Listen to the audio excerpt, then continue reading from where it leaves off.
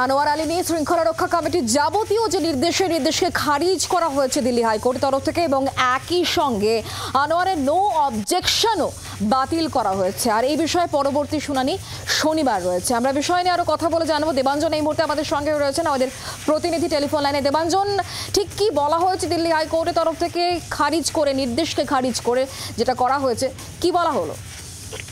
দেখো শুক্লা, আনোয়ার নিয়ে কিন্তু এই মুহূর্তে যে পরিস্থিতি, তাতে পরিস্থিতি পেন্ডুলামের মতো দুলছে বলা যেতে পারে।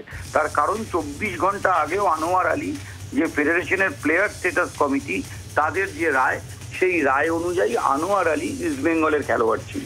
কিন্তু আজকে সেই যে রায়, সেই রায়ের বিরুদ্ধে ইস্ট বেঙ্গল দিল্লি হাইকোর্টে এবং আবেদন করে।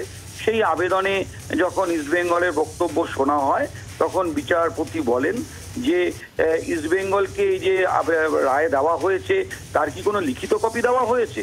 তখন এআইএফএফ এর আইনজীবী আজকে জানায় যে না, লিখিত কোনো কপি দেওয়া হয়নি।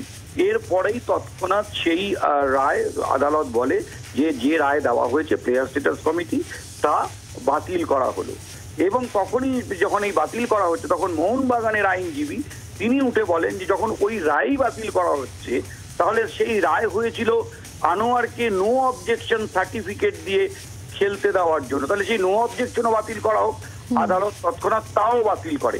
তার ফলে 24 ঘন্টা আগে যে আনোয়ারকে নিয়ে ইস্ট বেঙ্গল যে একটা প্রচ্ছন্ন গর্ব অনুভব করছিল, আজকে রাতে কিন্তু সেই নো অবজেকশন সার্টিফিকেট বাতিল হওয়ায় আনোয়ার এই মুহূর্তে মোহনবাগানের ফুটবলার।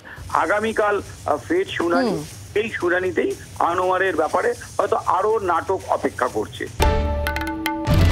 বাংলার আওয়াজ, বাঙালির আবেগ, জি 24 ঘন্টা।